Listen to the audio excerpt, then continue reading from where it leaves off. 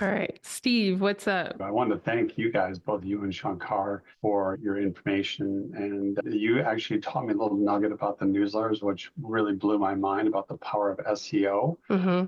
I have just two questions. Obviously, this is an audio, Yeah. and I know you've been focusing more on audio, and I'm just curious why. Is it because you're able to get an active audience quickly? Yeah. I'm curious some details around that. And then the second follow-up, is there a time of day, whether you're doing your live or an audio, or even just content that is better suited? Both Thanks. great questions. So I'm doing audio because I love to answer questions. If I see a repeat pattern in the questions, they allow me to get inspiration for ideas. And sometimes I just do it for fun as well. When I go into an audio room, it's mainly just to answer questions, have fun. When I go into LinkedIn Live video, it's really to give the best possible formula for someone to go run with, take action, and get a result. And I think that both forms of learning are important. And I'll give you an example. Yesterday, I was reading with my daughter. She was reading Nancy Drew diaries, and it's just a little bit ahead of her reading ability. So it's a little bit challenging, maybe one word each sentence I have to help her with. She knows how to read from her school and from her tutors, but then I read a page, and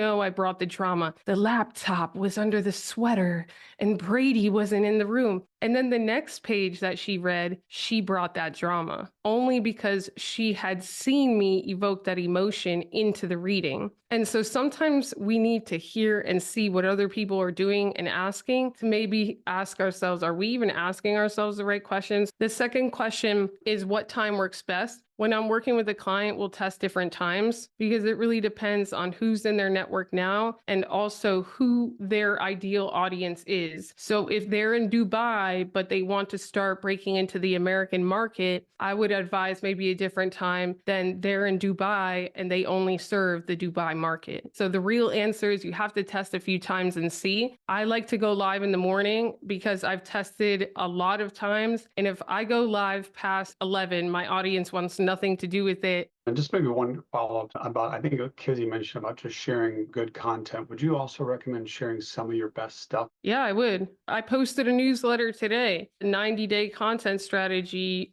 That's pretty much what we run through with clients. It's just that we guide people, we hold their hands. There's a lot of context and nuance to situations, a lot of skill development that's more personally guided. But I think that giving your best stuff in these times is what will help you stand out more than anything. The more you gatekeep, the more you just put yourself at risk for a competitor coming and just destroying your content. And you won't really build a community that way. I'll let Kizzy and Shankar share their thoughts. Yeah, I'm all about putting my highest value content out all of the time. And sometimes what I'll even do is if I see that somebody else is selling something in particular that I know my audience would love, I'll just put it out for free. It's just how I am. I just have this abundance mindset. So I just put it all out there on all types of platforms.